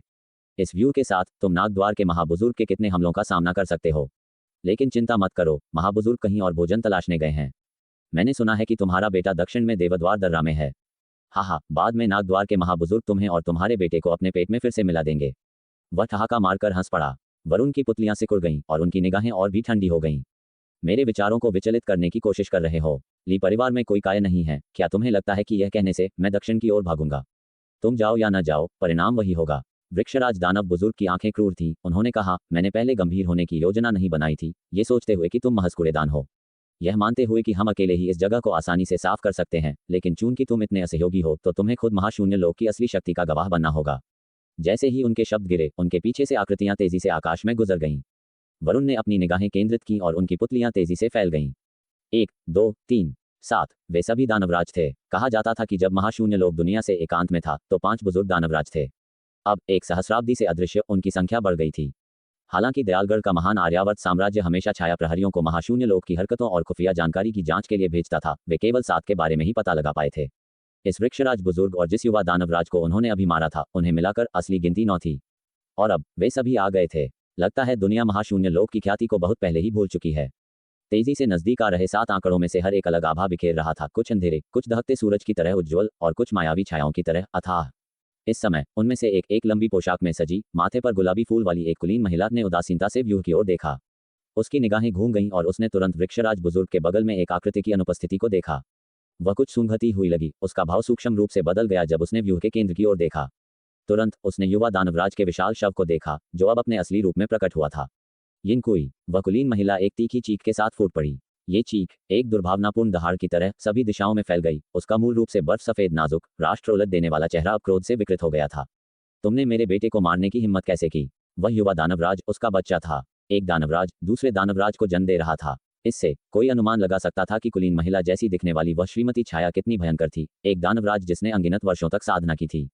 वरुण का चेहरा थोड़ा बदल गया। उन्होंने एक नज़र में पहचान लिया कि दूसरा पक्ष महाशून्य लोक के शुरुआती बुजुर्गों में से एक था, जिसे श्रीमती छाया के नाम से जाना जाता था। वह महाअंधकार में की प्राचीन सत्य नाग रक्त रेखा ले जा रही थी और ऐसा लगता था कि वह सीधी रक्त रेखा थी। अत्यंत भयानक। और भी भयानक बात यह थी कि यह बहुत संभवतः चरम ज्ञान लोक की एक दानवराज थी। वृक्षराज, क्या तुम इस तरह मेरे बच्चे की देखभाल करते हो? श्रीमती छाया ने गुस्से में वृक्षराज दानव बुजुर्ग को देखा। वृक्षराज दानव बुजुर्ग का चेहरा थोड़ा बदल गया और उन्होंने जल्दबाजी में कहा, यह बुरा सेवक अपना अपराध स्वीकार करता है। ये सब इसलिए है क्योंकि यह जवान बहुत चालाक है। इसने छोटे मालिक को व्यूह में फंसा लिया। चुप रहो, श्रीमती छाया ने गुस्से में थप्पड़ मारा। थप्पड़ की जोरदार आवाज उनके चेहरे पर निशान छोड़ गई। वृक्षराज दानव बुजुर्ग का शरीर डगमगाया और वह 1 दर्जन मील से अधिक दूर जा गिरा। उसकी गर्दन की हड्डी टूट गई। लेकिन वह एक वृक्षराज दानव था और जल्द ही मुड़कर वापस रेंग आया। श्रीमती छाया को कांपते हुए भाव से देखते हुए, ये बुरा सेवक अपनी सजा स्वीकार करता है। कृपया मालकिन, अपना क्रोध शांत करें। मैं तुमसे वापस जाकर निपटूंगी। श्रीमती छाया की निगाहें हालांकि व्यूह के अंदर वरुण पर पड़ी। उनका कभी सुंदर रहा चेहरा अब विकृत और क्रूर हो गया था जब उन्होंने कहा, तुम्हें मरना होगा। तुम्हारे पूरे ली परिवार को मरना होगा। वरुण का दिल तनावग्रस्त हो गया और उन्होंने तुरंत चिल्लाया, व्यूह बदलो, नवकुंड विभाजन अग्नि व्यूह वापस लो। व्यूह पर रून्स तेजी से उलट गए। नवकुंड विभाजन अग्नि व्यूह वापस ले लिया गया और व्यूह में अब हमला करने और मारने की शक्ति नहीं थी, लेकिन वह पूरी तरह से रक्षात्मक था। महज षटचरण तारक गठन, तुम्हें लगता है कि यह मुझे रोक सकता है? श्रीमती छाया चीख उठी। उनके नाखून तेजी से बढ़े और अचानक उनके पीछे एक ब्लैक होल जैसी छाया उभरी। ये निस्संदेह एक काली चांद की छाया थी। उस क्षण उन्होंने अपना हाथ उठाया और उसे जोर से घुमाया। काली चांद की छाया व्यूह की ओर हिंसक रूप से टकराई। पुपु पुपु, व्यूह के भीतर मूल छावनी के 50,000 सैनिकों ने लगभग एक साथ ताज़ा खून का एक घूंट थूक दिया और 1/3 सैनिक मौके पर बेहोश हो गए। उनकी आंखें सफेद हो गईं। उनके साथ छिद्रों से खून बह रहा था। वे पहले से ही धागे पर लटके सांस ले रहे थे। व्यू डोल उठा। उस पर दिव्य रून्स फैंटम प्रकाश में चमके। अंतहीन दिव्य तेज फूट पड़ा। मुश्किल से हमले को रोक पाया। मेरे लिए तोड़ दो, श्रीमती छाया दहाड़ी, बार बार हमला करते हुए। काली चांद की छाया तेजी से टकराई। हर हिट के साथ शेष मूल छावनी के अधिक सैनिक गिर गए और बचे हुए लोगों ने भी खून थूका। वरुण की पुतलियां सिकुड़ गईं। उनका शरीर बर्फ ठंडा हो गया। महाशून्य लोक पूरी ताक से उभरा था, जो उनकी उम्मीदों से परे था। क्या उन्हें डर नहीं था कि गणपद्म पीठ के असली व्यक्ति बाहर निकलेंगे, उन सभी को नष्ट कर देंगे? जल्दी गणपद्म पीठ को सूचित करो। अन्य रणवीर हवेली को सूचित करो। सत्यनाग के नाम पर अष्टदिशा आदेश भेजो और उनके परिवारों के शक्तिशाली लोगों को सुदृढ़ीकरण के लिए बुलाओ। वरुण ने तुरंत दहाड़ा। उनकी चौकस आंखों के नीचे व्यूह अस्थिर रूप से कांप रहा था। उसका दिव्य प्रकाश तेजी से मंद हो रहा था। जैसे ही महाशून्य लोक के 6 अन्य बुजुर्गों ने एक साथ अपनी चाल चली, अंततः एक जोरदार धमाके के साथ व्यूह पूरी तरह से बिखर गया। शक्तिनगर, दिव्य उत्पत्ति रणवीर हवेली। हवेली के परिषद कक्ष के अंदर विभिन्न परिवारों की महिलाएं इकट्ठा थीं, सिवाय जलकुंज अखाड़ा को छोड़कर। इन महिलाओं के हाथों में वे संबंध थे जो उनके पतियों ने पहले स्थापित किए थे। यदि उनके पति सेना में शामिल हो गए थे तो उनके द्वारा कमांड की गई मूल छावनियां, हालांकि अब वरुण के नेतृत्व में थी, फिर भी उनके अपने नेटवर्क और प्रभाव बनाए हुए थे। अब मालवा प्रांत से एक संदेश आ चुका था, जो एक गुप्त तकनीक के माध्यम से हजारों मील की दूरी पर पहुंचाया गया था। यह अष्टदिशा आदेश था, जिसका उपयोग केवल तभी किया जाता था जब कोई राज्य गहरे खूनी युद्ध और निराशाजनक स्थिति में फंसा होता था। ये हजारों मील की दूरी तक पहुंच सकता था। सैन्य रिपोर्टों और पत्रों की सामान्य गति को पार करते हुए स्वर्गीय वैधशाला द्वारा बनाया गया था और इसमें एक विशेष व्यूह शामिल था। जब भी अष्टदिशा आदेश प्रकट होता था, इसका मतलब था कि कई लोगों का जीवन दुख झेल रहा था, और इसका मतलब यह भी था कि देव सेनापतियों की संतानें गिरेंगी। बड़ी बहन, क्या ये वरुण से आया है? मालवा प्रांत में वास्तव में क्या स्थिति है? वहां मौजूद कई महिलाओं में से गौ QING इस समय सबसे अधिक चिंतित थी। उनकी आंखों में आंसू भर आए थे, लगभग अपनी बेचैनी में रो रही थीं। 20 साल पहले देवद्वार दर्रा से भी एक अष्टदिशा आदेश जारी किया गया था। उस समय ली परिवार के तीसरे बेटे का पतन हो गया था और देवद्वार दर्रा लगभग खो गया था, जिससे अब उनके लिए ऐसी चिंता की स्थिति में होना कोई आश्चर्य की बात नहीं थी। उन्हें चिंता थी कि उनके अपने पति को भी वही भाग्य भुगतना पड़ेगा जो उनसे पहले वालों ने भुगता था। क्या यह अम्बरगढ़ से खबर हो सकती है? वांग शांग्रू ने अपनी भौहें सिकोड़ी। वर्तमान में फेनिल अम्बरगढ़ की रक्षा का प्रभारी था, लेकिन एक दशक पहले ली जुनियर ने अम्बरगढ़ के बाहर के सभी राक्षसों को साफ करने के बाद से वहां कोई बड़ी घटना नहीं हुई थी। हालांकि दानवों के हमलों के साथ कोई कभी नहीं बता सकता। कभी कभी वे अचानक आते थे, बिना किसी पूर्व खुफिया जानकारी के। हीरा रानी का भाव गंभीर था। आदेश ध्वज द्वारा ले जाए गए संदेश को पढ़ने के बाद उन्होंने अपनी बगल के अभिनव की ओर मुड़कर कहा, चाचा, वरुण कहते हैं कि मालवा प्रांत एक गंभीर स्थिति में फंसा हुआ है, जिसमें महाशून्य लोक की सत्ताएं दुनिया में घुसपैठ कर रही हैं। नागद्वार और पवित्र भवन ने टीम बनाई है और युद्ध के लिए प्रतिबद्ध हैं, मालवा प्रांत को निगलने की कसम खा रहे हैं। उनके शब्द सुनकर अभिनव की पलकें फड़फड़ाईं। उन्होंने तुरंत महसूस किया कि महाशून्य लोक का दुनिया में उदय होना, जो 1000 साल से एकांत में था, एक अत्यंत बुरा संकेत था। ये किसी तरह का शगुन लग रहा था। ये सुनकर वांग शांगरू तुरंत थोड़ा शांत हो गई, उनका भाव शांत हो गया। हालांकि गो क्यूआईएनजी का चेहरा तुरंत मृत्यु के समान पीला पड़ गया। विपुल मालवा प्रांत में थे, संघर्ष की अग्रिम पंक्ति में सैन्य के सर्वोच्च कमांडर के रूप में सेवा कर रहे थे। अगर मालवा प्रांत खतरे में था तो वह भाग नहीं सकते थे, भले ही इसका मतलब मृत्यु हो, वे वहीं मरेंगे। ली परिवार के एक बेटे के रूप में, एक दिव्य सेनापति के वंशज के रूप में, वह एक महान राज्य में अरबों लोगों को छोड़कर एक भगोड़े की तरह कैसे भाग सकते थे? ये ली परिवार की रक्त रेखा में अंकित क्लेश था। बचपन के दोस्त जो प्रेमी बन गए थे, उन्होंने कभी ऐसी बातों पर विचार नहीं किया था। ली परिवार में शादी करने के बाद ही उन्हें वास्तव में ली परिवार के बेटों के दिल का दर्द और उदासी समझ में आई। गो क्यूआईएनजी एक कुर्सी पर बैठ गईं, मुश्किल से अपना संतुलन बनाए रख पाईं, हिंसक रूप से कांप रही थीं। उन्हें इस तरह देखकर अन्य महिलाएं चुप रहीं। ऐसे समय भी आए थे जब उन्होंने भी ऐसा ही महसूस किया था। इस समय उन सभी ने अपने अपने पतियों को याद किया, उनकी आंखें दुख से भरी थीं। क्या वे मरने से नहीं डरते कि असली लोग आएं और उन्हें कुचल दें? लेडी लॉ वानकिंग ने संदेह के साथ सवाल किया। मैं तुरंत मालवा प्रांत के लिए रवाना होऊंगा, अभिनव ने कहा। हीरा रानी ने सिर हिलाया और तुरंत जवाब दिया, वरुण का आदेश केवल हमें इस मामले की सूचना देने के लिए आया था, सुदृढ़ीकरण के लिए नहीं, बुलाने के लिए। खासकर आपसे, चाचा को शक्तिनगर में पूरी तरह से रहने और नहीं जाने के लिए कह रहे हैं। वह क्यों है? गो क्यूआईएनजी ने सदमे में चिल्लाया। अभिनव चौंक गए और अचानक उन्हें कुछ याद आया, उनका भाव सूक्ष्म रूप से बदल गया। वरुण ने कहा कि उन्हें डर है कि दानव इतनी बड़ी संख्या में हमला करने की हिम्मत करते हैं बिना मेरे दूसरे चाचा के खिलाफ गार्ड के। ये बहुत संभव है कि मालवा प्रांत के अलावा शक्तिनगर के बाहर भी महाशून्य लोक का कोई दानवराज हो सकता है, या यहाँ तक कि उनका संप्रदाय प्रमुख। हीरा रानी ने गंभीरता से कहा, एक बार जब दूसरे चाचा चले जाएंगे तो वे तुरंत शक्तिनगर पर हमला कर सकते हैं और उनका लक्ष्य सीधे हमारी रणवीर हवेली होगा। अभिनव का चेहरा गंभीर हो गया, क्योंकि उन्हें पहले ही यह बिंदु महसूस हो गया था। अकेले पांचवां उन्हें रोक नहीं पाएगा, भले ही रणवीर हवेली में अपने व्यू हो और शक्तिनगर में भी हो, उन्हें तोड़ने में कुछ समय लगेगा। लेकिन अगर वह मालवा प्रांत गए, पूरी गति से यात्रा करते हुए, वहां पहुंचने और वापस आने में 2 दिन लगेंगे। आखिरकार उन्हें मालवा प्रांत पहुंचने पर लड़ाई में शामिल होने के लिए कुछ ताकत बचाकर रखनी होगी। वह तुरंत विस्थापन के लिए अपनी अधिकतम सीमा की गति पर यात्रा नहीं कर सकते थे। ये कैसे हो गया? गो क्यूआईएनजी के चेहरे पर कोई रंग नहीं था। उन्होंने सोचा था कि यह सहायता के लिए एक गुहार थी, लेकिन इसके बजाय ये पता चला कि वरुण अपने दूसरे चाचा से सुदृढ़ीकरण नहीं भेजने के लिए कह रहे थे। तो फिर मालवा प्रांत का क्या? क्या हम बस इसे नष्ट होते हुए देखेंगे, मौत का इंतजार करेंगे? वह खुद को कहने से रोक नहीं पाई। हीरा रानी उनकी भावनाओं को जानती थीं और इस समय सांत्वनाएं बेकार थीं। उन्होंने बस शांति से कहा, गो किंग, अभी घबराओ मत। वरुण ने अन्य रणवीर हवेली को आदेश पारित कर दिया है और गणपद्म पीठ के उस असली व्यक्ति को भी यह मिल गया होगा, जैसा कि विंध्याचल पर्वत को सबसे अधिक संभावना है। अष्टदिशा आदेश के तहत भले ही अतीत में कुछ मतभेद रहे हों, उन्हें सुदृढ़ीकरण भेजना चाहिए। अगर वे पुरानी पीढ़ी के 1 या 2 लोगों को कार्रवाई करने के लिए भेज सकते हैं, तो मालवा प्रांत अभी भी स्थिर रह सकता है। ये शब्द सुनकर गो क्यूआईएनजी का कांपता और सिकुड़ा हुआ दिल थोड़ा स्थिर हो गया, लेकिन उनका शरीर अभी भी बर्फ ठंडा महसूस हो रहा था। मैं अपनी दूसरी बहन और चौथी बहन को एक संदेश भेजूंगा ताकि ये देख सकूं कि क्या उनके पास जाने और सुदृढ़ीकरण करने का कोई मौका है। अभिनव ने एक पल की चुप्पी के बाद कहा। वे दोनों विवाहित महिलाएं थीं, रणवीर हवेली से आधे रास्ते बाहर उनके अपने पति और शक्तियां थीं। रणवीर हवेली के सीधे वंशज के रूप में उनकी कोई कमजोर वंशावली नहीं थी। हालांकि चतुर्स्तंभ लोक में नहीं, वे दोनों त्रयामर लोक के शिखर पर थीं। ऐसी गंभीर स्थिति में उन्हें अपने जीवन को जोखिम में डालने के लिए परेशान करना कुछ हद तक शर्मनाक था, लेकिन खतरनाक परिस्थितियों को देखते हुए उनके पास कोई विकल्प नहीं था। क्या हम उस 5वीं दादी को लिख सकते हैं? गो क्यूआईएनजी ने अचानक पूछा, यह विचार लेकर आई थीं। वह 5वीं दादी पुरानी पीढ़ी से थीं, जिन्हें अभिनव को भी चाची कहना पड़ता था। वह बहुत पहले ही एक आम नागरिक का जीवन जीने के लिए सेवानिवृत्त हो चुकी थीं। अपने शुरुआती वर्षों में वह एक प्रसिद्ध महिला सेनापति थी जिन्होंने अनगिनत दानवों को मार गिराया था, बिल्कुल वर्तमान लीना की तरह। अभिनव एक पल के लिए चुप हो गए और फिर कहा, मैं कोशिश करूंगा। ये कहकर वह खड़े हुए और चले गए। हीरा रानी ने बिना कुछ कहे धीरे से आह भरी। मैं अपने पिता को लिखूंगी, लेडी नौवी जियान ने कहा। उनकी सगाई केवल ली जुनेय से हुई थी और उनकी युद्ध में मृत्यु के बाद उन्होंने स्वेच्छा से उनका कवच धारण करके रणवीर हवेली में शादी कर ली थी। इन वर्षों में उन्होंने हवेली के भीतर सभी प्रकार के मामलों को संभालने के लिए खुद को समर्पित कर दिया था। हीरा रानी ने उन्हें धीरे से देखा और कहा, हम दयालगढ़ राज्य से बहुत दूर हैं और अब एक पत्र भेजना बहुत देर हो जाएगी। यदि उस असली व्यक्ति को अष्टदिशा आदेश मिल गया है तो देखते हैं कि वह क्या फैसला करते हैं। हमें फिर भी कोशिश करनी चाहिए। हालांकि सुदृढ़ीकरण देर से हो, अगर वे आ सकते हैं तो वे एक अंतर ला सकते हैं, जियान ने ईमानदारी से कहा। ये सुनकर हीरा रानी ने उन्हें अब और रोकने की कोशिश नहीं की। विंध्याचल पर्वत, ब्रह्मशुद्ध भूमि लोक। आत्मा पर्वत की पर्वत चोटियों के गहरे भीतर लिन वुजिंग एक बैंगनी सोने रंग का अष्टदिशा आदेश ध्वज लेकर इस शुद्ध भूमि पर पहुंचे। बैंगनी सोने प्रकाश ने आकाश को फाड़ दिया और ब्रह्म शुद्ध भूमि को रोशन कर दिया, जिसे अनगिनत लोगों ने देखा। अनंत बुद्ध प्रभु, यह मालवा प्रांत से एक अष्टदिशा आदेश ध्वज है, तुरंत सहायता का अनुरोध। लिन वुजिंग ने धीरे से बोलने से पहले पहले बुद्ध प्रभु को अपना सम्मान दिया। एक कमल के मंच पर बैठे अनंत बुद्ध प्रभु का एक कोमल और दयालु व्यवहार था। उन्होंने धीरे से अपनी उंगलियां घुमाई और उनकी आंखों में सुनहरे रहस्यमय पैटर्न झिलमिलाते हुए लगे। एक पल बाद उन्होंने कहा, मैं मालवा प्रांत की तबाही से अवगत हूँ। ये भी दर्शाता है कि 3000 वर्षों से हमारे महान आर्यावर्त साम्राज्य द्वारा दबाई गई कर्मिक अग्नि आखिरकार फूटने वाली है। अनंत बुद्ध प्रभु, आपका क्या मतलब है? हत्या, कत्ल, भोग, वासना, लालच, क्रोध, भ्रम, सभी इस सुनहरे युग में गंदे हैं।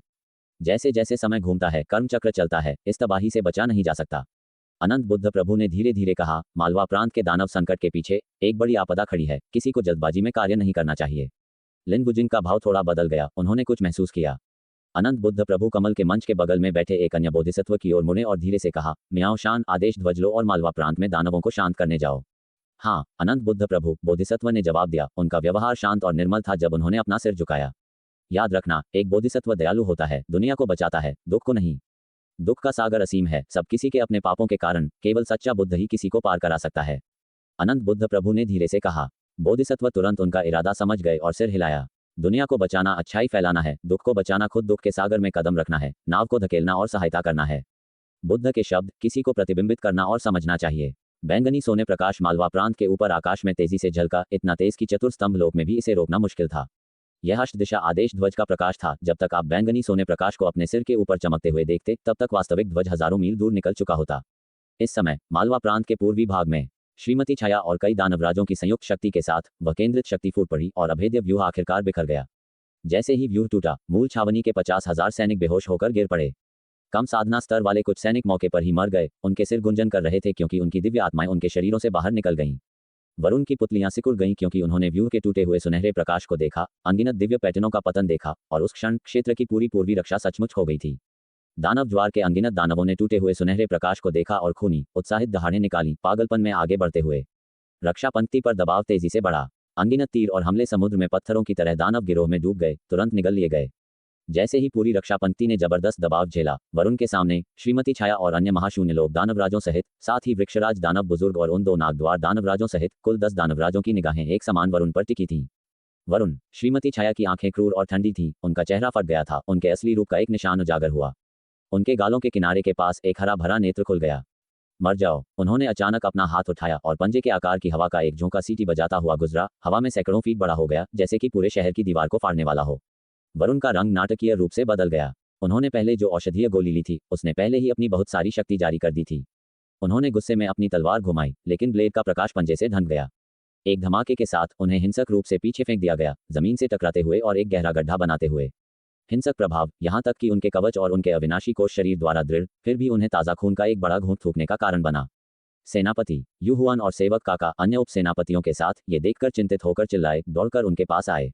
जल्दी मत करो, तुम सब मरने वाले हो। इस समय वृक्षराज दानव बुजुर्ग और अन्य दानवराज भी संघर्ष में तैर गए, पूर्वी क्षेत्र में मालवा प्रांत के हवाई क्षेत्र में कदम रखते हुए।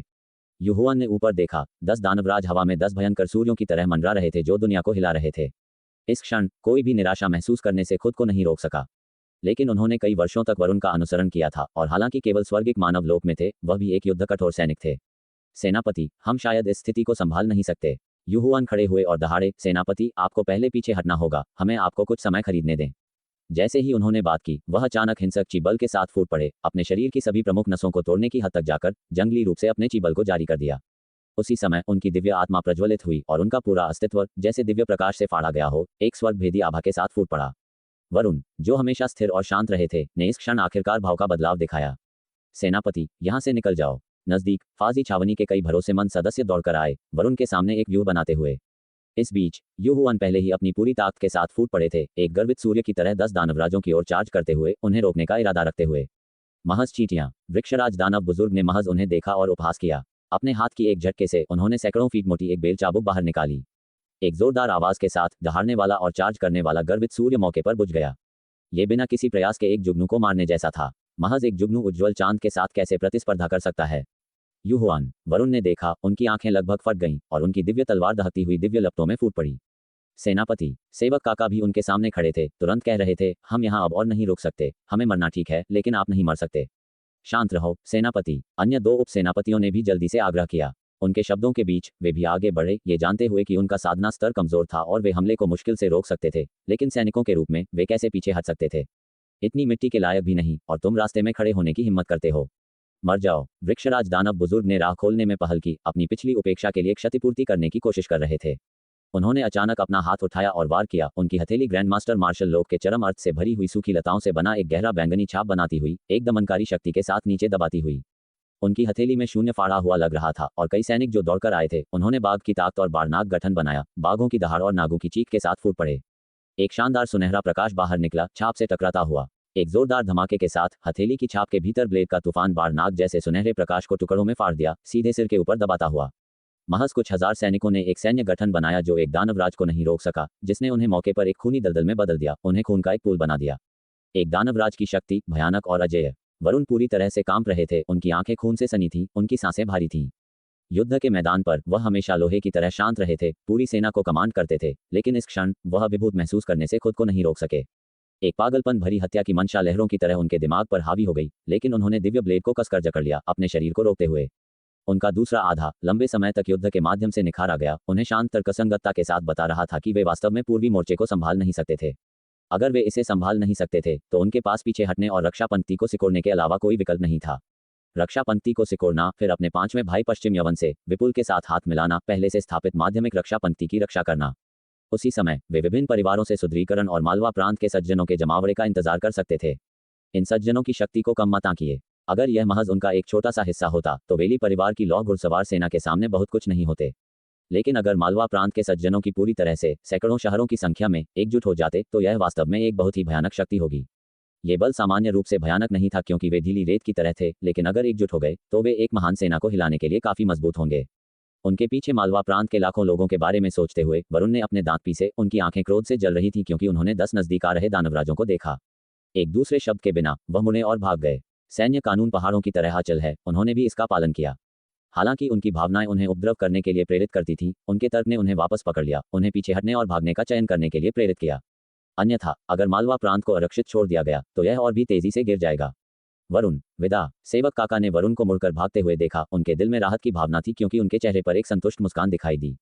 उस क्षण वरुण के लिए उनका संबोधन अब सेना में एक सेनापति का नहीं था, बल्कि उनके बचपन के दिनों का स्नेह भरा उपनाम था।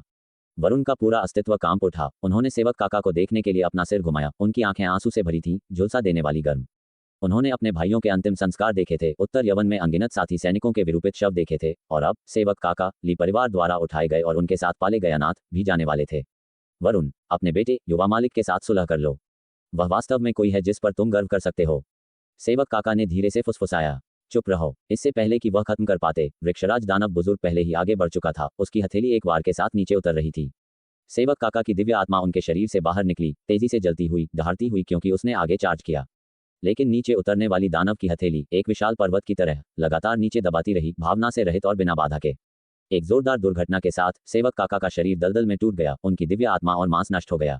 वरुण, जो पहले ही दूरी में चार्ज कर चुके थे, उनकी आंखें खून से लाल थीं, गोरे खून से सने हुए धागों से दागदार थे, उनके दांत जकड़न की शक्ति से लगभग टूट रहे थे। लेकिन केवल एक नजर के बाद उन्होंने अपना सिर घुमाया और तेजी से भागना जारी रखा, अपने चारों ओर के लोगों को जोर से आदेश चिल्लाते हुए, फाजी छावनी, मेरे आदेश का पालन करो, पूरी ताकत से दानव ज्वार का विरोध करो। मूल छावनी, मेरे आदेश का पालन करो, पीछे हटने में मेरा अनुसरण करो। उन्होंने अपने पूर्वजों द्वारा स्थापित और पीछे छोड़ी गई फाजी छावनी के कई सैनिकों को छोड़ दिया।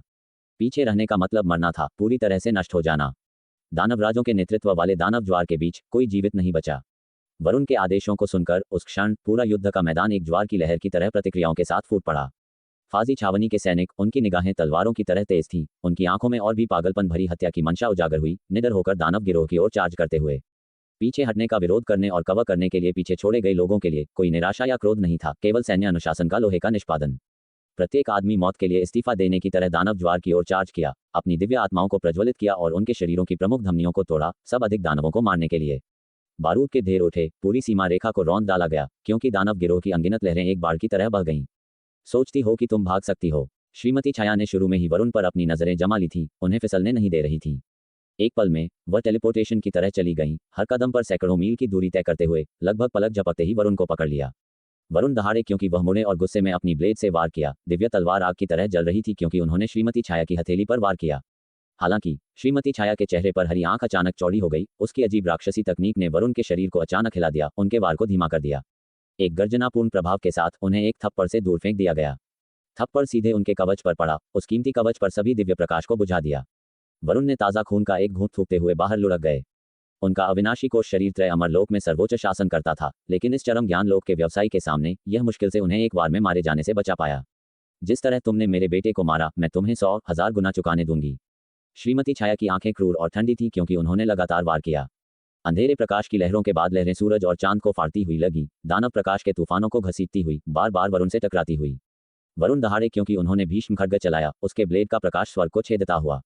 वह क्रूर छाया, अजगर और नाग, बाघ और शेर का मिश्रण, प्रभावशाली बाल और तराजू से ढका हुआ। उसकी आंखें महाअंधकार में दिव्य प्रकाश उत्सर्जित करती हुई जिसने ब्लेड के प्रकाश को तोड़ दिया। फिर वह एक हथेली के साथ नीचे गिर गया। जैसे ही वरुण उस राक्षसी पंजे के नीचे नष्ट होने वाले थे, अचानक एक जलती हुई तलवार की हवा बह गई। छाया के नुकीले पंजे एक पल में गायब हो गए, काट दिए गए। फिर पलक झपकते ही वरुण की आकृति दर्जनों मील दूर दिखाई दी। श्रीमती छाया का भाव सूक्ष्म रूप से बदल गया क्योंकि उन्होंने वरुण के बगल में देखा, जहां एक शंक्वाकार बांस की टोपी पहने हुए और भूरे रंग के फटे कपड़ों में एक आकृति दिखाई दी थी, जो असंगत लग रही थी, जैसे एक जियांगू यात्री।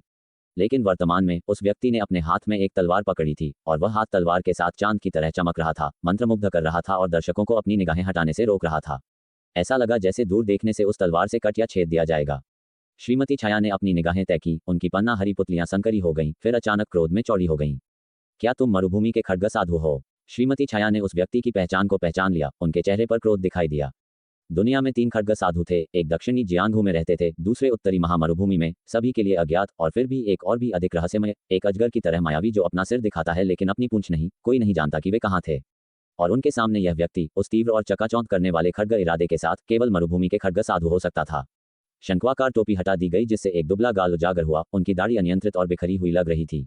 उनकी आंखें उदासीन थीं। उन्होंने चुपचाप श्रीमती छाया पर एक नजर डाली और कहा, महाशून्य लोक में 1000 साल तक छिपे रहने के बाद क्या तुम्हें भी इस संघर्ष में घसीटा जाना चाहिए? श्रीमती छाया की निगाहें ठंडी और क्रूर हो गईं। पेड़ शांत रहना चाहता है, लेकिन हवा चलती रहती है। चूंकि यह उथल पुथल हम तक फैल गई है, तो दोष तुम्हारे महान आर्यावर्त साम्राज्य को दो जो अत्यधिक है, इन हजारों नदियों और पहाड़ों पर एकाधिकार कर रहा है, लगातार क्षेत्रों का विस्तार कर रहा है और आत्मा पर्वत के सभी पवित्र स्थलों पर कब्जा कर रहा है। अब कुछ उपज देने का समय है। जो तुम चाहती हो वह महज कुछ से कहीं अधिक है, मरुभूमि के खड्ग साधु ने बेरुखी से कहा। मैं बस यह नहीं समझ सकता कि तुमने मालवा प्रांत को क्यों चुना। क्या यह इसलिए हो सकता है कि तुम्हें नहीं पता कि मैं मालवा प्रांत से हूँ? श्रीमती छाया का चेहरा सूक्ष्म रूप से बदल गया। मरुभूमि के खड्ग साधु 4 या 500 साल के थे। उनके मूल स्थान को अधिकांश लोगों ने बहुत पहले ही छोड़ दिया था। इसके अलावा मालवा प्रांत से उनके उदय के बाद अपनी युवावस्था में राज्यों को चुनौती देते हुए, सभी दिशाओं में झाड़ू लगाते हुए और 60 साल की उम्र में खड्ग साधु का खिताब अर्जित करने के बाद वह सार्वजनिक नजर से गायब हो गए। उन्हें आखिरी बार महामरुभूमि में रहते हुए देखा गया था, इसलिए उन्हें मरुभूमि के खड्ग साधु कहा जाता था। महामरुभूमि मालवा प्रांत से दूर होने के कारण अनगिनत पहाड़ों और नदियों से अलग किसी को भी उनके लौटने की उम्मीद नहीं थी। तुम्हारी स्थिति के साथ तुम अपनी उत्पत्ति की परवाह क्यों करते हो? क्या तुम इन संकटग्रस्त पानी में उतरने के लिए दृढ़ हो? श्रीमती छाया ने उन्हें ध्यान से घूरा।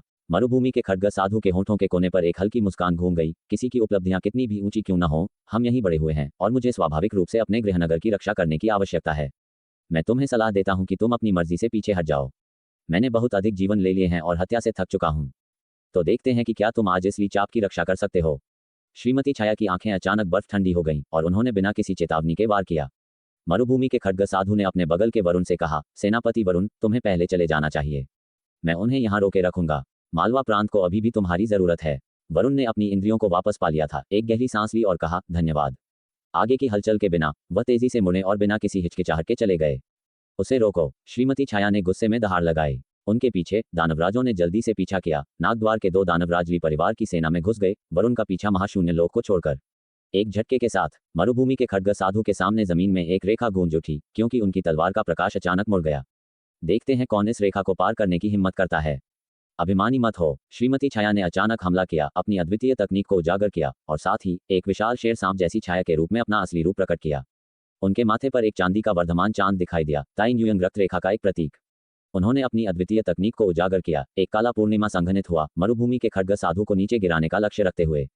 मरुभूमि के खड्ग साधु की आंखों में गंभीरता का एक स्पर्श चमका। धमाका, एक महान युद्ध छिड़ गया। दोनों पक्ष भयंकर मुकाबले में उलझे हुए थे। अन्य दानवराजों ने जल्दी से तलवार ची द्वारा काटी गई रेखा को पार किया और वरुण का पीछा किया।